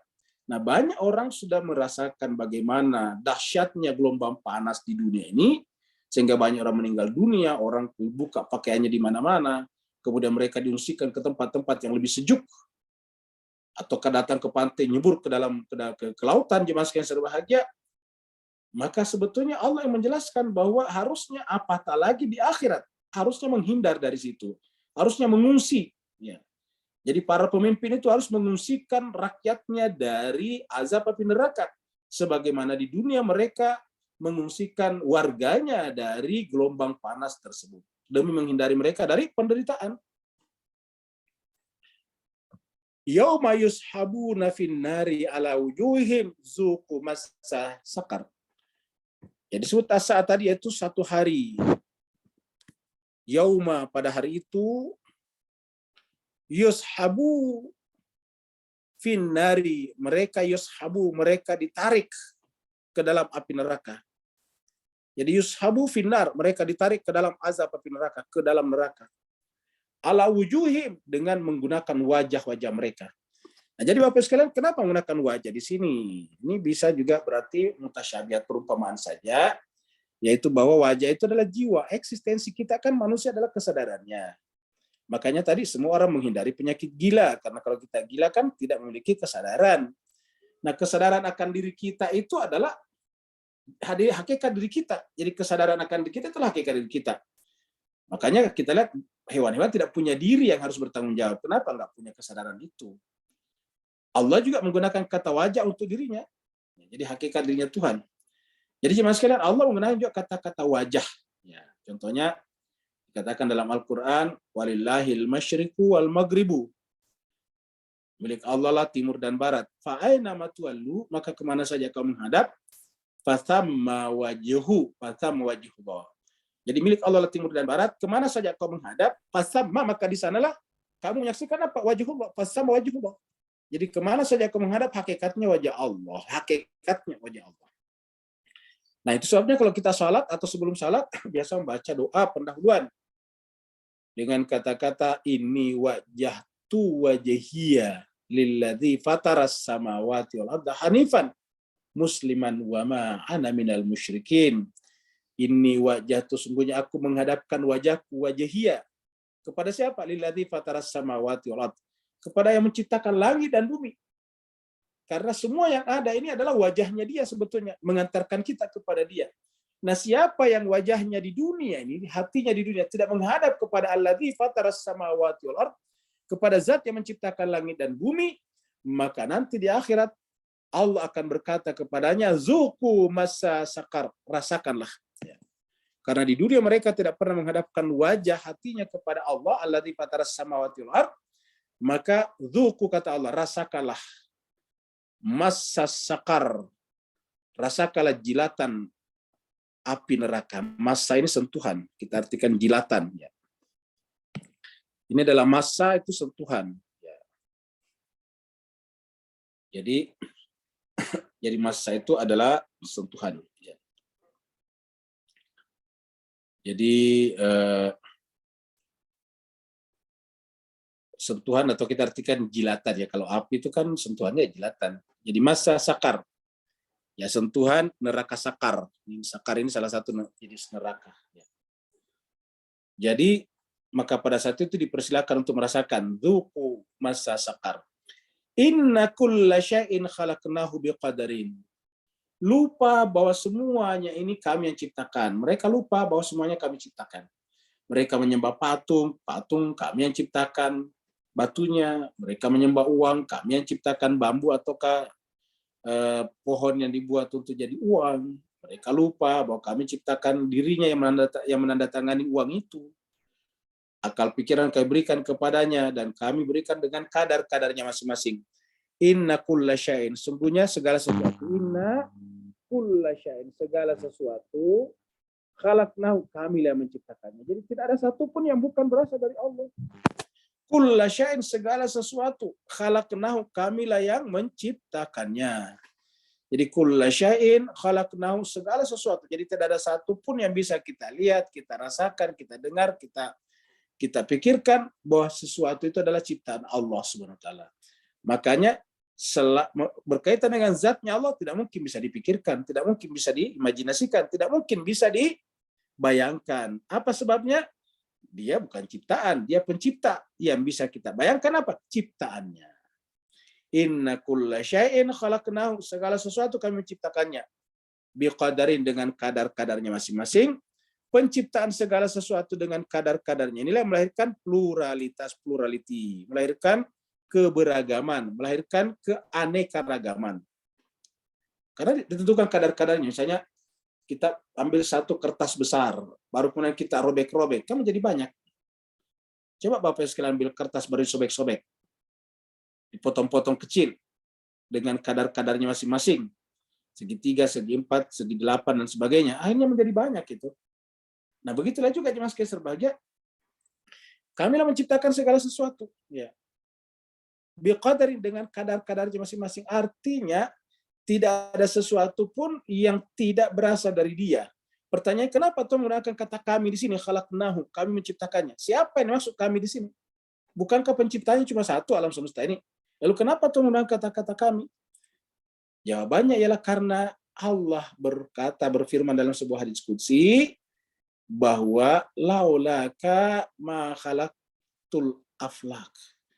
Kalau bukan karena dikau Muhammad, maka aku tidak menciptakan alam semesta. Berarti jemaah sekalian berbahagia, di antara yang punya andil terbentuknya alam semesta itu adalah Ahmad Muhammad. Khalaqnahu biqadarin. Kami ciptakan kalian semuanya, maka kalian semua itu harusnya merujuk kepada Muhammad, karena Muhammad adalah rahmat yang menyebabkan semuanya menjadi ada. Wa ma arsalnaka illa rahmatan lil alamin. Dan Allah mengatakan kataba ala nafsi ar-rahmah. Jadi inna kulla syai'in khalaqnahu biqadarin. Kami ciptakan sesuai dengan kadar-kadarnya masing-masing. Masing-masing ada kadarnya, jemaah sekalian. Di bagian tubuh kita ada kadarnya, jari-jari kita. Coba kalau jari-jari tangan kita tidak mau berhenti panjang. Bapak Ibu sekarang pernah kita di sini tampilkan gambar-gambar ketika kita masih berada di dalam rahim ibu kita. Ya, masih awal, masih sekitar 2 minggu. Itu kan tidak ada jari-jari tangan. Kayak bulat saja, kamu gitu. Nyatu kayak satu gumpalan daging. Tapi lama-kelamaan berkembang keluar, tangan menjadi terlepas dari tubuh yang lain, maksudnya menjadi berjarak, berpisah, tidak nempel. Kemudian dari tangan lagi yang panjangin dari ujung sampai ke akhir, kemudian di ujungnya ada jari-jari muncul, masing-masing jari-jari berpisah satu dengan yang lain. Satu jari-jari muncul ke depan, maju-maju. Bayangkan kalau jari-jari tangan kita tidak berhenti maju, tidak berhenti tumbuh. Bapak bisa bayangkan itu, kalau kita sudah lahir ke dunia dan jari-jari tangan kita tidak berhenti tumbuh, panjang terus seperti rambut kita. Bayangkan kalau jari-jari tangan itu seperti rambut, panjang, bahkan bisa sampai 10 meter. Alangkah ribetnya Pak Bu sekalian kalau jari-jari tangan kita 10 meter. Susah naik di mobil, susah naik di angkot, susah berpegangan, dan sebagainya. Tetapi kenapa Allah hentikan? Itulah biqadarin, dengan kadar. Inna kulla syai'in khalaqnahu biqadarin. Sehingga kami ciptakan semuanya dengan kadar-kadarnya masing-masing. Jadi pluralitas dan keterbatasan-keterbatasan yang ada di alam semesta ini adalah merupakan karunia terbesar Allah SWT. Dan itu yang disebut dengan wa in ta'uddu ni'matallah la tuhsuha. Menjadilah tak terhitung, kata Allah. Nah, jemaah sekalian sebagai bagaimana caranya Allah mengatur semuanya itu? Nah, jemaah sekalian, seperti satu kedipan mata saja. Coba Bapak sekalian hitung, ini kan berkedip matanya nih, gambar kita. Coba hitung itu, kedipan kira-kira berapa lama? Satu kedipan. 1 jam? Enggak. 1 jam lama sekali. Ya. 1 menit? Enggak juga. 1 menit masih lama. Nah, yang paling mendekati mungkin adalah 1 detik atau 1 saat. Ini adalah gambaran berkedip mata. Ya, karena Allah mengatakan bahwa Allah menciptakan ini seperti kedipan mata saja. Dan ini artinya apa? Ini adalah perumpamaan saja. Lagi-lagi mutasyabihat saja, menunjukkan bahwa yang namanya amarnya Tuhan itu tidak mengenal waktu sebetulnya. Cuma 1 kali saja, kun fayakun. Ya. Maka tetapi supaya kita ada gambaran bahwa itu adalah diciptakan, maka Allah membuat perumpamaan dengan kedipan nih. Wama amruna, dan tiadalah amr kami. Jadi amr ini jemaah sekalian kita temukan dalam beberapa kali dalam ayat. Jadi amr ini jemaah sekalian ini adalah hukum-hukum yang mengatur tadi kadar. Jadi ada kadar, ada amrnya. Kadar itu tadi menggunakan kata khalaq. Makanya tadi dikatakan khalaqnahu biqadarin. Jadi yang ada kadar-kadarnya tadi adalah khalq. Nah, sedangkan di atas khalq ada yang tidak kelihatan, namanya amr. Jadi wama amruna. Nah, kita sebelum lanjut di sini kita lihat dulu ayat-ayat pendukungnya jemaah sekalian. Kita lihat di sini. Kita lihat dulu surat Al-A'raf ini. Ya, kita lihat surat Al-A'raf. Ya, surat Al-A'raf ayatnya 54. Ini sudah ada ya. Ini sudah 54 ya ini. Surat Al-A'raf surat 7 ayatnya 54. Allah berfirman, "Inna rabbakumullah." Sesungguhnya Tuhan kalian itu adalah Allah. Inna rabbakumullah. Sungguhnya Tuhan kalian itu adalah Allah. Alladzi khalaqas samawati wal arda, yang telah menciptakan langit dan bumi. Sungguhnya Tuhan kalian itu adalah Allah. Siapa? Alladzi khalaqas samawati wal arda, yang menciptakan langit dan bumi. Fi sittati ayyamin, dalam 6 masa. Tsumma stawa 'alal arsy, kemudian Allah sendiri bersemayam di suatu tempat dalam tanda petik al-arsy ya. Yughshil lailan nahara yatlubuhu hasitha. Dia Allah mempergantikan siang, malam dan siang. Yughshil laila, menutupkan malam kepada siang, begitu ya sebaliknya. Yatlubuhu hasitha, terus-menerus berganti seperti itu. Berkelanjutan. Hasitha, dengan cepat, dengan presisi.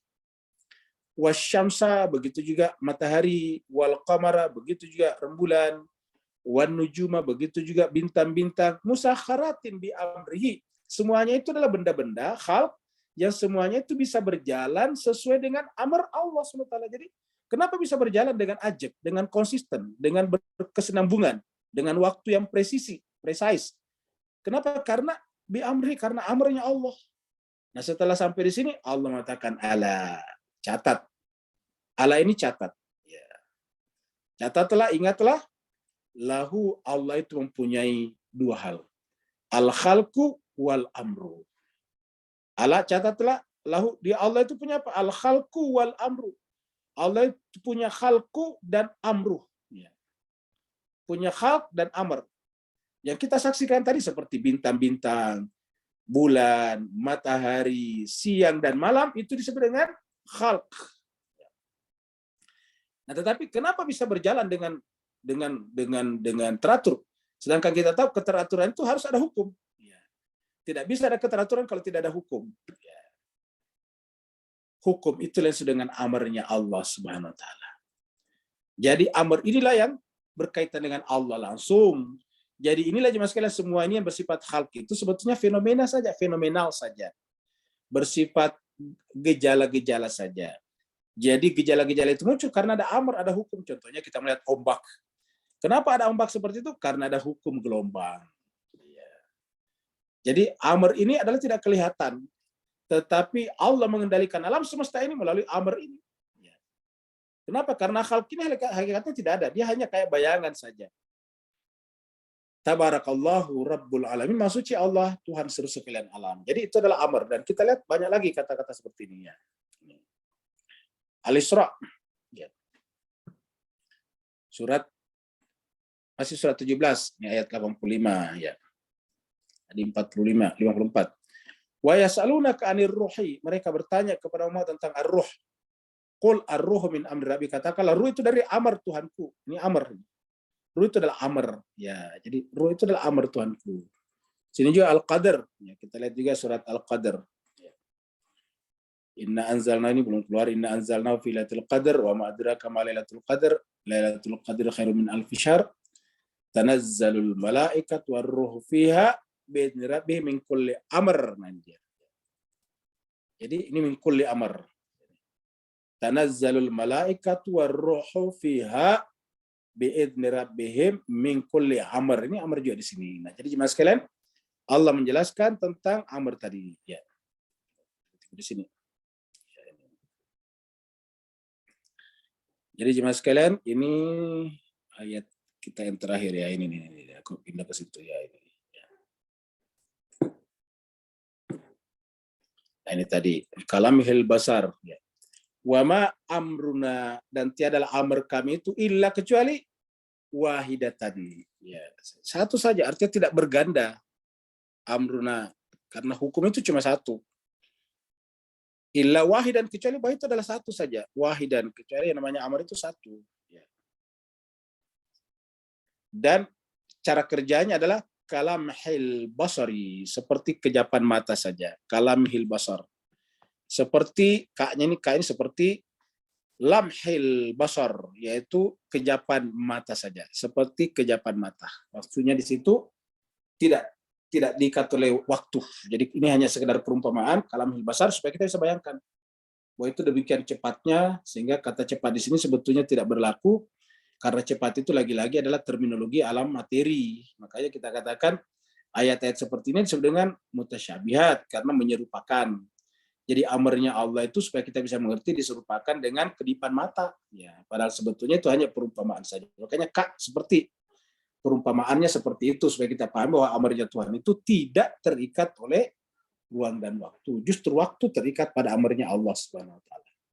Nah, jemaah sekalian berbahagia, inilah saya kira pembahasan kita pada kesempatan kali ini. Mudah-mudahan bermanfaat. Kalau ada yang benar itu dari Allah Subhanahu wa taala, dari kitab sucinya yang kita baca tadi. Kalau ada kekurangan, khilafan dan salah paham tentu dari kekurangan dan kekhilafan al-fakir sendiri dan mohon dimaafkan. Yang mau bertanya dipersilakan. Assalamualaikum Ustaz. Waalaikumsalam warahmatullahi wabarakatuh. Silakan Bang. Ini sudah nyampe nih. Barakallahu fiik.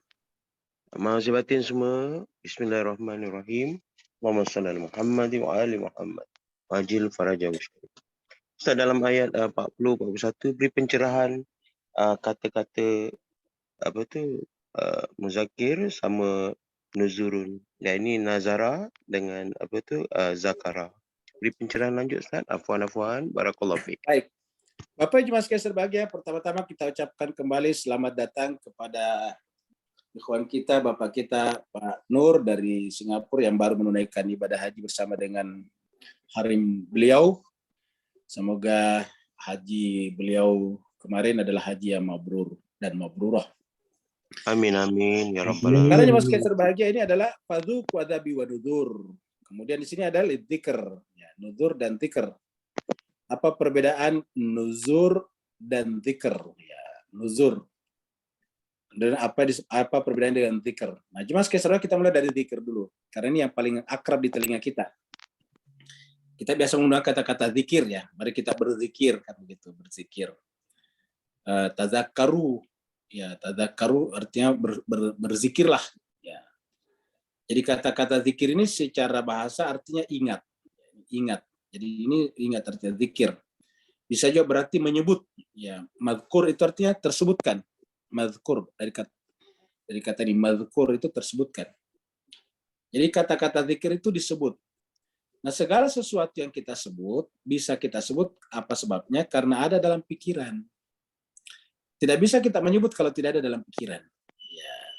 Itu sebabnya karena hewan-hewan tidak bisa menyimpan sesuatu dalam pikirannya atau banyak dalam pikirannya, maka tidak bisa menyebut. Apakah ada yang tersimpan pada dirinya, misalnya seekor anjing, ada terekam dalam otaknya, misalnya penciuman itu tersimpan juga di sana sehingga bisa mengendus, mencium apa itu namanya itu narkoba, obat-obat terlarang, ya dilatih oleh pelatihnya sehingga dia bisa mencium obat-obat yang dilarang beredar yang diselundupkan oleh orang-orang. Biasanya di airport atau di perbatasan negara. Nah, jemaah sekalian, itu adalah peringatan ada pada manusia. Kenapa? Karena dia bisa menyimpan itu pada dirinya. Karena kalau kita menyebut harus ada pada diri kita dulu. Tidak bisa kita menyebut kalau tidak ada pada diri kita. Ya. Nah, jemaah sekalian berbahagia, makanya disebut juga dengan pelajaran. Kenapa? Karena kita tidak bisa menyebutnya kalau tidak tersimpan pada diri kita. Pertanyaannya ialah, bagaimana sesuatu tersimpan pada diri kita, tersimpan di mental kita, di pikiran kita, di dalam benak kita, dalam jiwa kita. Ya tentu harus ada proses transformasi dari luar. Ya. Harus ada proses transformasi dari luar, jemaah sekalian. Ya, jadi harus ada transformasi dari luar. Kita lihat di sini dulu ya. Jadi kita gambarkan di sini. Ini adalah manusia ya, kita sebutkan di sini manusia. Ya. Kemudian di sini ada misalnya kitab suci ya, ini kitab suci. Ya. Ini ada tulisan-tulisannya ya. Nah, sekarang untuk menjadi masuk dalam diri kita kan perlu ditransformasikan ini. Ya, pindah ke sini. Nah, supaya ini terjadi, ini perlu namanya pembelajaran. Ya, itu pelajaran. Makanya kan agama mengatakan ini bacalah. Jadi ketika kita membaca ke sini, dia masuk ke sini. Jadi ini kita baca ke sini, ya. Ini, arah panahnya ke sini, maka feedbacknya dari sini ke sini. Ya.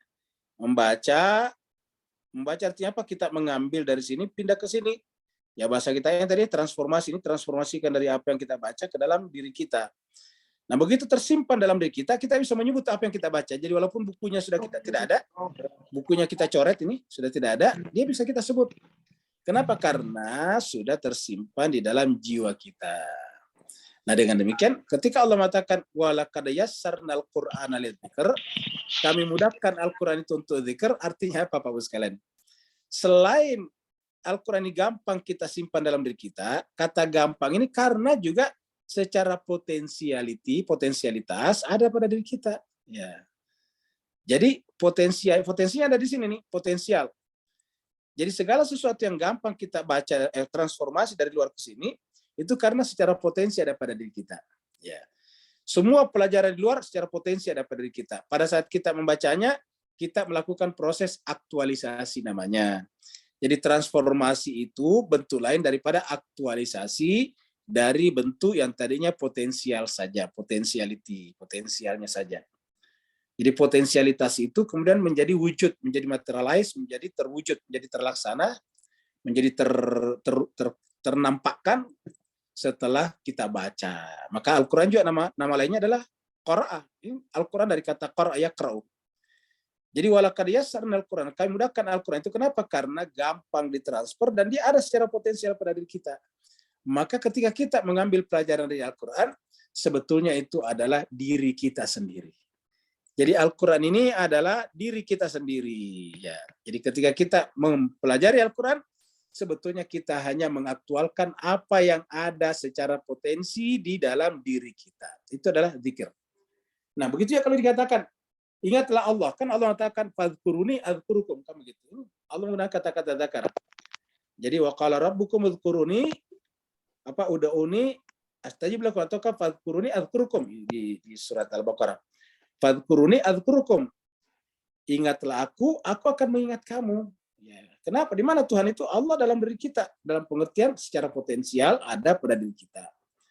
Kenapa? Karena Allah mengatakan, wa'lamu annallaha yahulu bainal mar'i wa qalbihi, ada di sana. Nah, maka ketika kita berzikir, kita memunculkan itu pada diri kita sendiri. Satu. Yang kedua, bagaimana dengan nuzur? Apa perbedaannya zikir dan nuzur? Ya. Nah, cuma sekali berbahagia, kalau diartikan nuzur dengan peringatan sebetulnya tidak begitu tepat ya. Ya. Kenapa? Sebetulnya ini nuzur itu bisa bermakna sebagai sebagai gejala-gejala. Jadi nuzur itu sebetulnya gejala-gejala. Nuzur itu adalah semacam fenomena. Jadi artinya Pak, yang namanya nuzur ini diartikan peringatan juga oleh Kementerian Agama ini gimana sekali memang agak ini peringatan juga ini peringatan. Ya. Di sini juga diartikan peringatan, jadi menjadi masalah ya. Padahal beda sekali nih nuzur dengan zikr. Ya.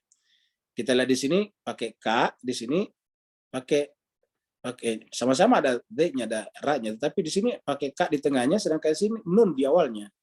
Nadara, kan begitu nadara.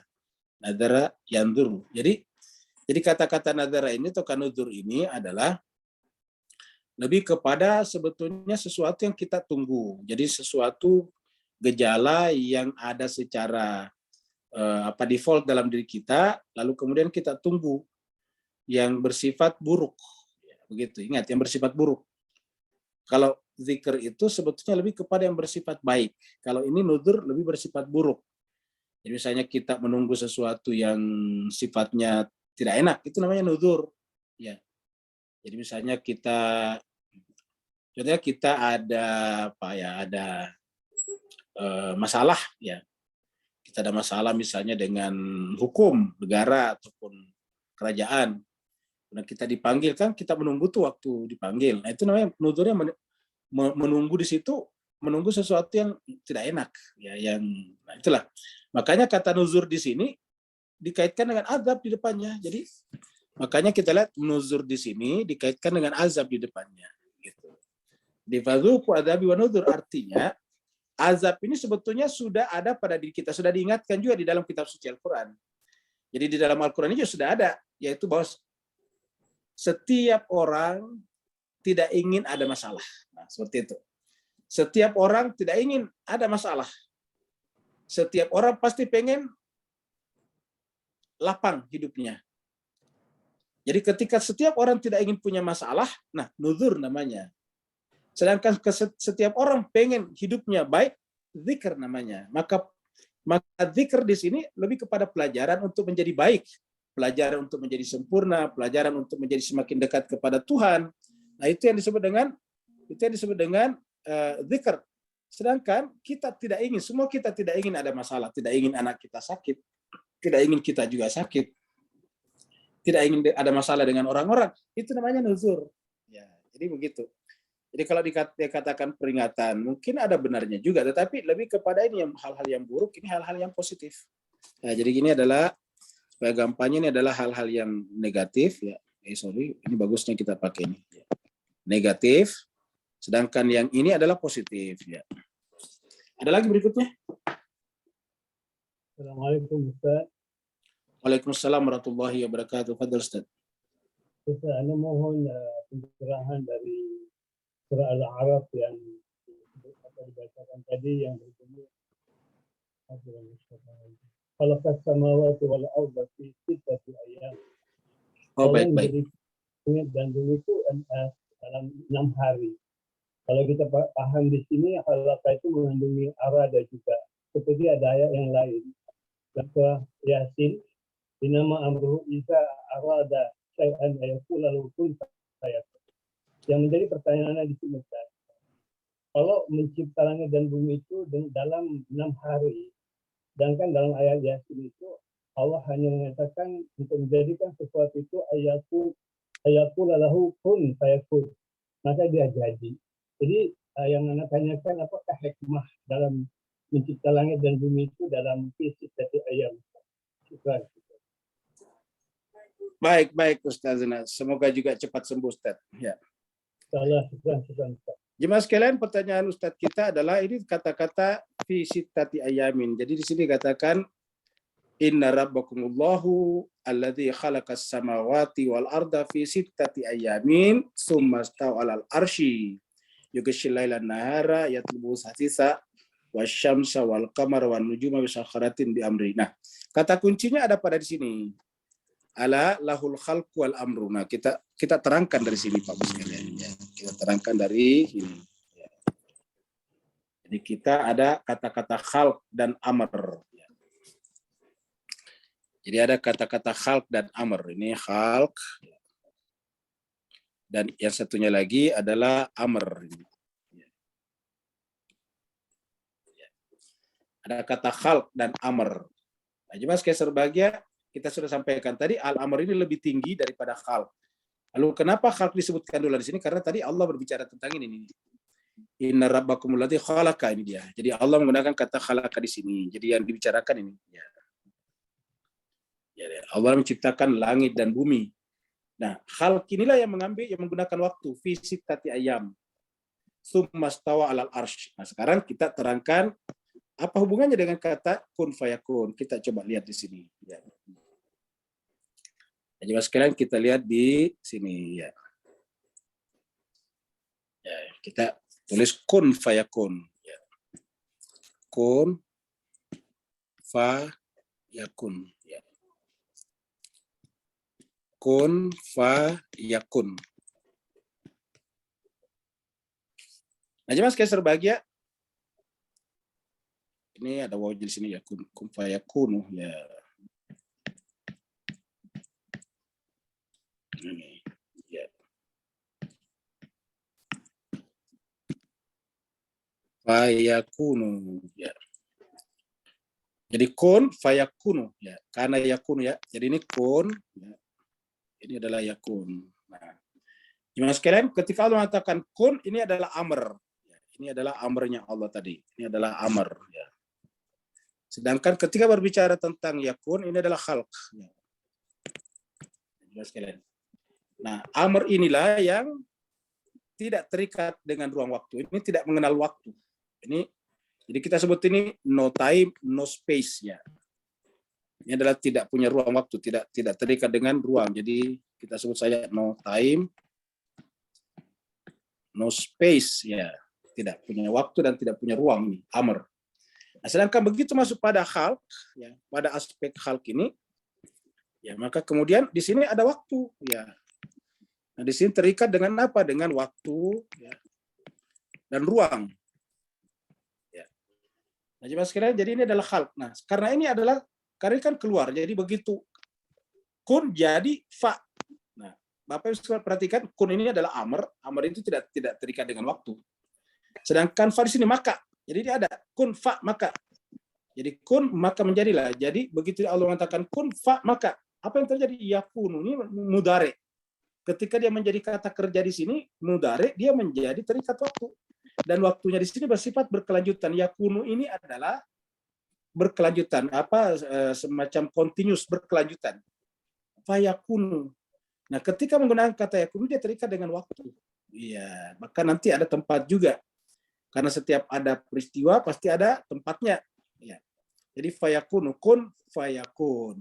Jadi begitulah. Jadi kata-kata amr, no time, no space, dan kan khalq, time dan space. Makanya pada saat Allah berbicara tadi tentang 6 masa, ini 6 masa, jadi 6 masa.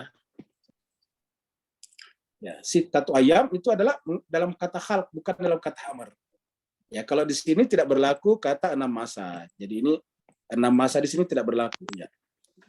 Nah, masa tidak berlaku. Kenapa? Karena tidak ada waktu dan tidak ada ruang gitu. Jadi dari sini kata kuncinya. Jadi inna rabbakumullahu alladzi khalaqa ya, samawati, langit dan bumi fi sittati ayam. Jadi ini merujuk kepada khalq. Makanya setelah itu supaya kita tidak salah paham, Allah mengatakan tapi ketahuilah, camkanlah, ingatlah. Lahu Allah mempunyai 2 hal, al-khalqu wal amru. Al-khalqu wal amru. Khalqnya ini dibicarakan dengan sittati ayam tadi. Ya, di sittati ayam ini kaitannya dengan 6 masa tadi. Jadi ini adalah sittati ayam. Ya, jadi ini adalah sittati ayam di sini. Berkaitan dengan khalq ini. Ya. Dan bukan berkenaan dengan ini. Ya, seperti itu. Ada lagi Pak Bu sekalian? Afwan. Ya, afwan. Ada lagi? Kalau di chatroom tidak ada, hanya Kalau tidak ada, mari kita tutup karena hanya permintaan doa Ya. Siapa? Doanya dari siapa nih? dari Bu Mita. Ibu Mita. Namanya siapa? Yang mau didoakan? Ibu Yatni yang sedang berulang tahun. Oh, Ibu Yatni, oke. Bapak sekalian, mari kita tutup majelis kita dengan berdoa. Yang pertama adalah Ibunda Ibu Ira Roste kita, jemaah kita yang meninggal beberapa hari yang lalu. Yang kedua adalah Ustaz Syafi'i Saleh yang juga sakit. Semoga Allah berikan kesembuhan dengan kesembuhan yang sempurna. Allah jadikan ini sebagai caranya Allah menyayangi beliau, mengampunkan dosa dan kesalahannya, didekatkan kepada Allah SWT. Dan kita juga doakan untuk jemaah kita yang berulang tahun, yaitu Ibu Yatni. Semoga Allah panjangkan usianya, diberkahi lahir dan batin dirinya dan keluarganya. Ala hadinnya walikumitin soleha bihaqi Muhammadin wa ali Muhammad, khususan untuk ibunda daripada jemaah kami Ibu Ira Roste dan juga Ustaz Syafi'i Saleh dan juga Ibu Yatni alaihimul fatihah ma'as salawat. Allahumma salli ala Muhammad wa ali Muhammad. Allahumma salli ala Muhammad wa ali Muhammad. Allahumma salli ala Muhammad wa ali Muhammad wa ajil faraja sakhir. A'udzubillahi minasyaitonir rajim. Bismillahirrahmanirrahim. Alhamdulillahirabbil alamin. Arrahmanir rahim. Maliki yaumiddin. Iyyaka na'budu wa iyyaka nasta'in. Ihdinas siratal mustaqim. Siratal ladzina an'amta 'alaihim ghairil maghdubi 'alaihim waladdallin. Amin. Alhamdulillahirabbil alamin. Hamdan syakirin, hamdan na'imin, hamdan yuafi ni'amahu wa yukafi mazidah. Ya Rabbana lakal hamdu kama yanbaghi li jalali wajhikal karim wa dhimmi sultanik. Allahumma salli ala Muhammadin wa ala ali Muhammad. Allahumma rabbana ighfir lana dhunubana wa li walidina warhamhuma kama rabbayana shaghara. Wa li jami'il muslimina wal muslimat wal mu'minina wal mu'minat. Al ahya'i minhum wal amwat bi rahmatika ya arhamar rahimin. Kami secara khusus memohon kepadamu ya Allah untuk ibunda jemaah kami, yaitu Ibu Ira Roste yang telah Engkau panggil ke sisimu ya Allah 2-3 hari yang lalu. Allahumma ghafir laha warhamha wa'afiha wa'fu anha wa akrim nuzulaha wasi' madkhalaha warfa darajataha wa adkhilhal jannata mal abrar ya aziz ya ghafar ya arhamar rahimin.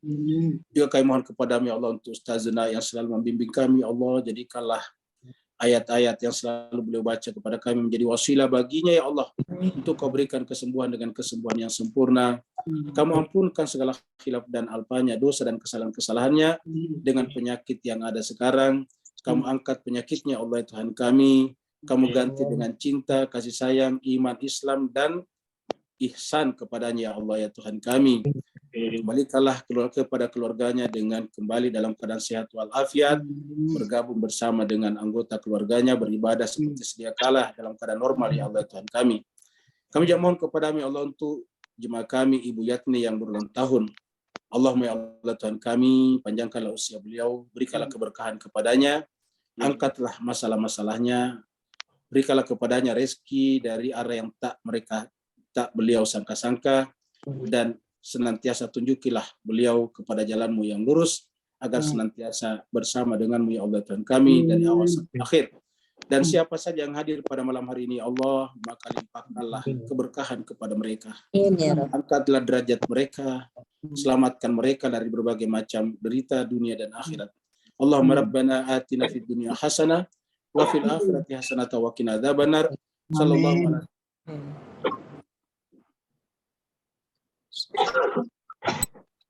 Subhana rabbika rabbil izzati wa salamun alal mursalin walhamdulillahi rabbil alamin. Assalamualaikum warahmatullahi wabarakatuh.